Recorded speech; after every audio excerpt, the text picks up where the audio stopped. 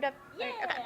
All right, Yeah. sir. So you can look down the line. We'll ask you questions from here. Could we, for starters, get your first and last name?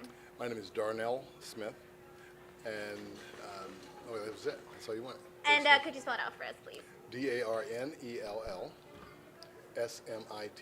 Thank you. And your title? I am the North Florida Market President at Florida Blue. Something that you said that really stuck with me was the difference in life expectancy. Can you kind of recap why zip codes are so influential in people's life expectancy?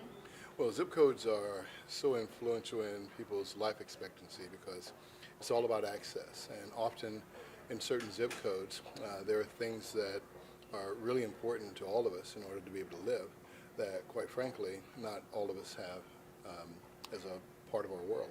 And without those things, we find ourselves being impacted from a health standpoint. You heard earlier by one of my colleagues that 20% of the health of an individual is really determined in the clinical setting.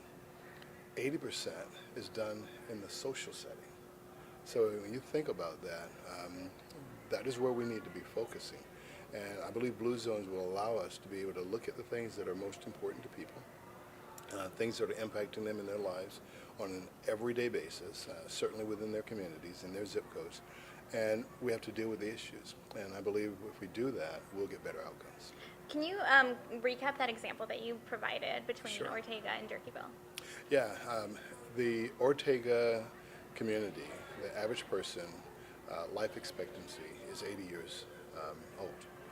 In Durkeeville, the average life expectancy of a resident there is 67 years old. 13-year difference, only 8 miles apart. There's something wrong with that. What are you hoping Blue Zones will help provide in terms of specific resources? What specific resources do you feel are needed? Well, I think it's about everybody focusing on the problem.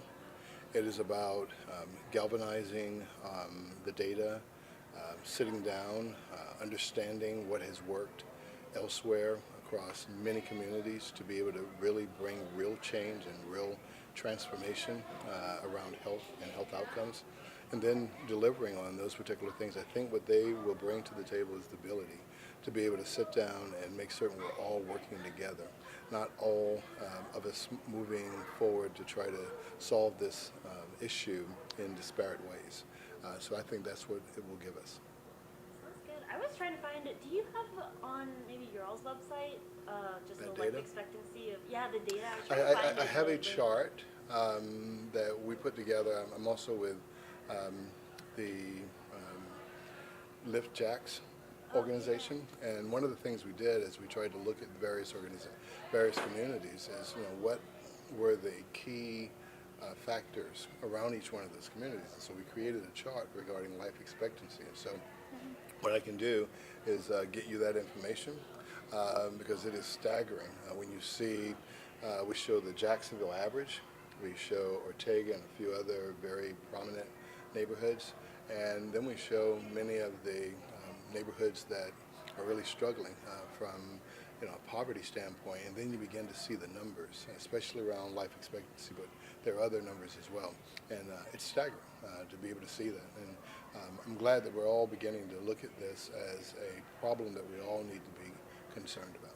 Did that really surprise you, the numbers when you saw them? It absolutely staggers me to believe that your zip code will determine your life expectancy. But at the same time, it's realistic when you realize the difference within certain communities.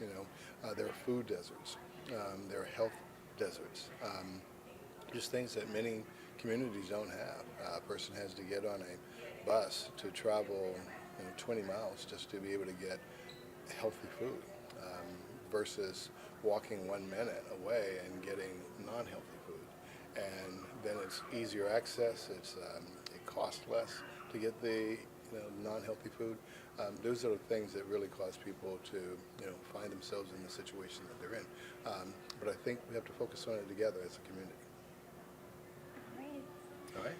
So were these findings from Florida Blue and LiftJax? This No, chart. I tell you, it was we actually compiled it from various data that's available, throughout Jacksonville. We'll make certain we get it to you because we do also show where we got it from. But it was the LiftJax organization, and so feel free to reach out to me. I'll give you my card, and I'll make certain that we go ahead and send that to you.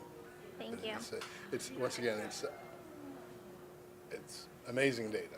It is literally remarkable when you look at it. So, okay. Thank you. Again, All right. it's Darnell Smith, is that? Yes. Because I wasn't wrong at the beginning. So. Okay, yeah, Darnell Smith, Darnell, Smith, Smith. Centersville. We got it. All right. Thank you, sir. Thank Darnell, you. appreciate it. All right, guys, let me give this to And you. I will. Yeah, go ahead and just email me, and then I'll make certain I get that to you.